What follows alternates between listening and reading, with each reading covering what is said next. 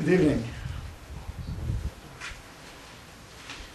Some of the friends who are here for the first time may know that we Baha'is, our salutation is Allah, which means God is light.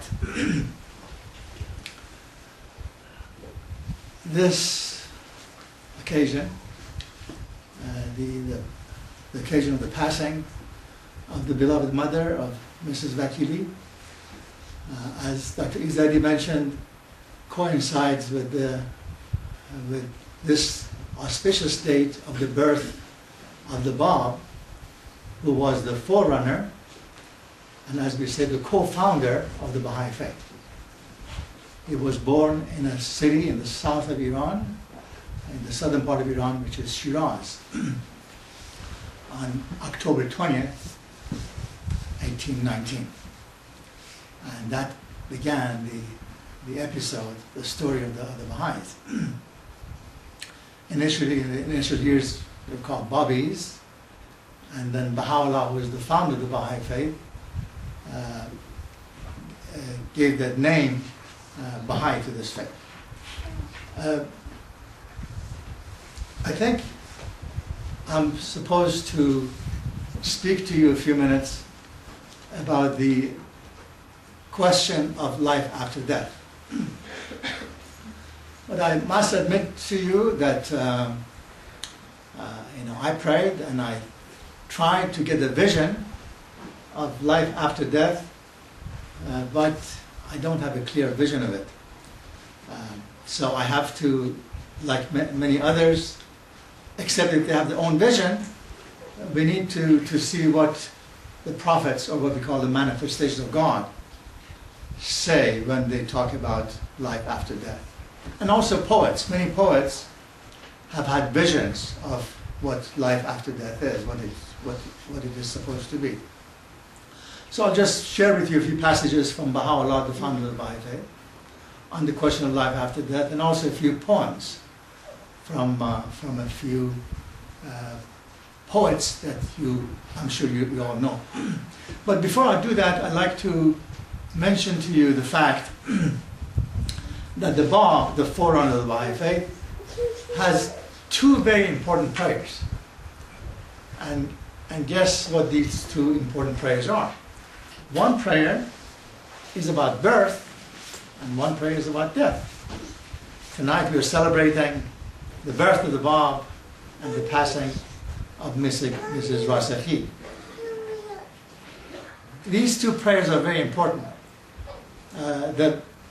The prayer that Bab has revealed with regard to the question of birth has 5 main verses.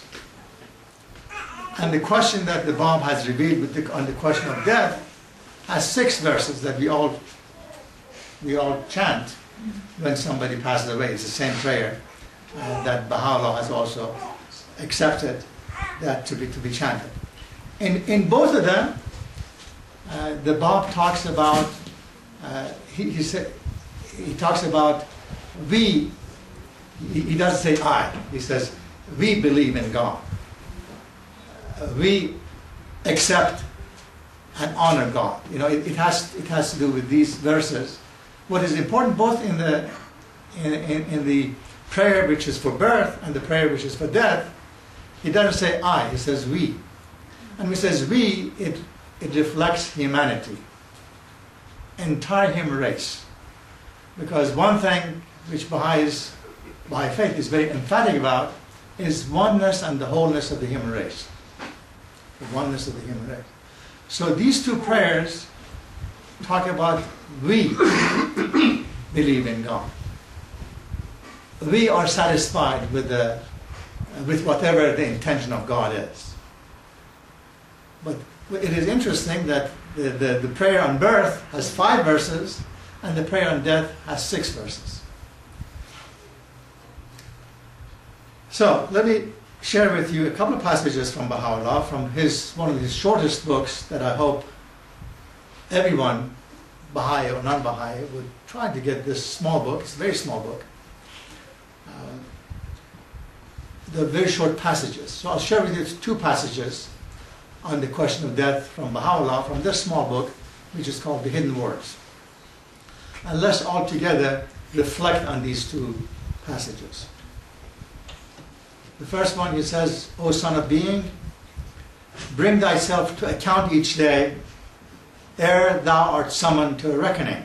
For death, unheralded, shall come upon thee, and thou shalt be called to give account for thy deeds. So in this passage, Baha'u'llah says that every day we should account for that day. Who am I? Where have I come from? What have I done today? And ultimately the vision of Baha'i faith, which is the vision of all manifestations of God. Jesus and Moses and all the rest. But this is now, humanity has reached the age of maturity. So what Baha'u'llah says in this regard is that today is the day that every day we should account for our deeds as to what we have done today and what have I achieved, what could I have done better, and how can I do better the next day. That's basically the gist of it. And let's listen carefully to this second passage with regard to the question of death from the Baha'i perspective. Again, in that same book, The Hidden Words. Baha'u'llah says, O Son of the Supreme, I have made death a messenger of joy to thee. Wherefore dost thou grieve? I make delight to shed on thee its splendor. Why dost thou veil thyself therefrom?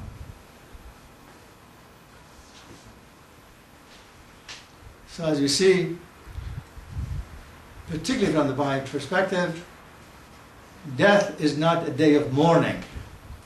We have memorial gathering to share what that person had achieved, what person has had done in his life, what legacy he or she has for us. But we don't mourn as such. We honor the memory. And in a way, Baha'u'llah says, it's a message of joy. It is not a message of sadness. So we are in that sense joyful. So with that, let me also share with you a very short passage from Quran, the holy book of Muslims. For us Baha'is, these holy books are chapters of the same book. There is absolutely no difference. They're chapters of the same book. As we go to the second grade and third grade, there is a new revelation. And that revelation is a new teaching from Moses and Jesus and Muhammad and the Bab and Baha'u'llah and so on. So this is what we Baha'is call the oneness of religion, the essence, the oneness of the essence of religion. So this short passage from Quran, Muhammad said, we're all from God, and to Him we shall return. We're all from God, and to Him we shall return. And this is the journey, from what we understand with our limited understanding, is an everlasting journey. We are on this path forever, the path of reaching God. And thank God that we're not perfect, because this is a search for perfection. What we understand from God is a symbol of perfection. And so we are on that path toward perfection that we will never reach, but we're on that path. So now let me share with you, in these few minutes, a few most beautiful poems from seers, poets of the past few centuries. One of them is that I really love is from Khalil Gibran, the Lebanese poet that many of you, I'm sure, have heard. He says, "For what is it to die, but to stand naked in the wind and to melt into the sun? And what is it to cease breathing, but to free the breath from its restless ties, that it may rise and expand and seek God unencumbered?" So he has also reached that conclusion that death should be joyful, in effect. And he says, "When you drink from the sea of silence, shall you indeed sing? And when you have reached the mountaintop, then shall you begin to climb. And when the earth shall claim your limbs, then shall you truly dance. I think it's beautiful, and vision of this beauty of ending this life and beginning a journey toward everlasting life. That's what he said. The other poem I want to share with you is from Rumi, that I'm sure all of you, many of you know about. This perhaps is one of his last poems that he envisioned his own death. And in this short poem, he says in effect that joyful message that Baha'u'llah gives with regard to death. He says, "For my funeral, call the drummers, timbal beaters, and tambourine players. March toward my grave dancing, thus happy, gay, intoxicated, with hands clapping, so that people would know that the friends of God go happy and smiling toward the place of meeting."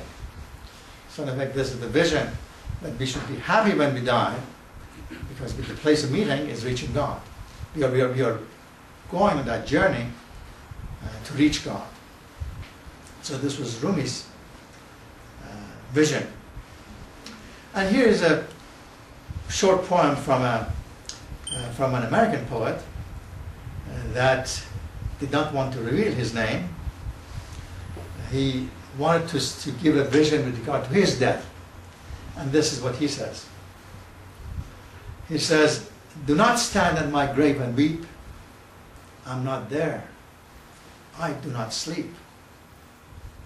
I'm 1,000 winds that blow. I'm the diamond glints in the snow. I'm the sunlight on ripened grain. I'm the gentle autumn rain. When you awaken in the morning hush, I'm the swift uplifting rush of quiet birds in circled flight. I'm the soft stars that shine at night. Do not stand at my grave and cry, I'm not there, I did not die."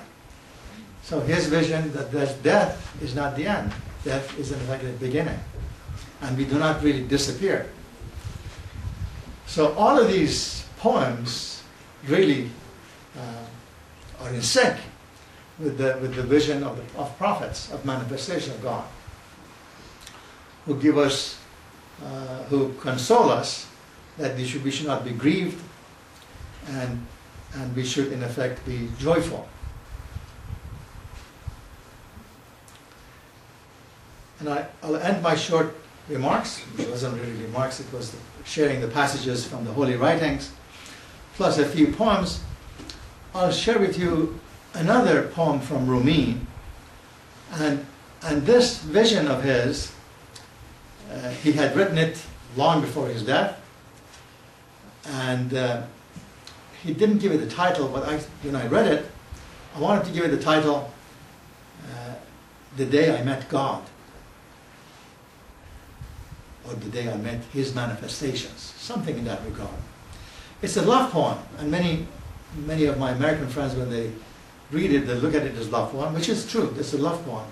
But it's the love for Master of the Universe, and love for manifestations of God, and love for prophets. So I really love this poem. It's so both poetic and deep in meaning, because he's saying, I don't know how many of you have reached that point, but he's saying that he has, in his life, at that particular moment, he had reached God. He has met God. He says, "Do not stand at my grave and weep. I'm not there.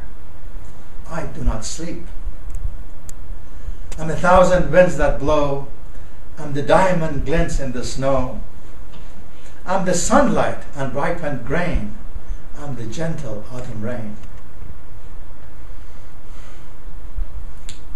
When you awaken in the morning hush, I'm the swift uplifting rush of quiet birds in circled flight. I'm the soft stars that shine at night. Do not stand at my grave and cry, I'm not there, I did not die." So his vision that death is not the end. Death is in fact the beginning. And we do not really disappear. So all of these poems really are in sync with the vision of prophets, of manifestation of God, who give us, who console us that we should not be grieved, and we should in effect be joyful. And I'll end my short remarks. It wasn't really remarks, it was sharing the passages from the holy writings, plus a few poems. I'll share with you another poem from Rumi, and this vision of his, he had written it long before his death, and he didn't give it the title, but when I read it, I wanted to give it the title, The Day I Met God, or The Day I Met His Manifestations, something in that regard. It's a love poem, and many of my American friends, when they read it, they look at it as love poem, which is true, it's a love poem. But it's the love for Master of the Universe, and love for manifestations of God, and love for prophets. So I really love this poem. It's so both poetic and deep in meaning, because he's saying, I don't know how many of you have reached that point, but he's saying that he has, in his life, at that particular moment, he had reached God. He has met God. So in that sense, when we have that vision, it's even more beautiful. He says, from the beginning of my life, I have been looking for your face. From the beginning of my life, I have been looking for your face. Praise God. But today I've seen it. Today I've seen the charm, the beauty, the unfathomable grace of the face that I was looking for. Today I found you, and those who laughed and who scolded me yesterday are sorry that they were not looking as I did. I'm bewildered by the magnificence of your beauty and wish to see you with 100 eyes. I'm ashamed to call this love human and afraid of God to call it divine. Your fragrant breath, like the morning breeze, has come to the stillness of the garden. I have become your sunshine and also your shadow. My soul is screaming in ecstasy. Every fiber of my being is in love with you. Your effulgence has lit a fire in my heart, and you have made radiant for me the earth and the sky. My arrow of love has arrived at the target. I'm in the house of mercy, and my heart is a place of prayer.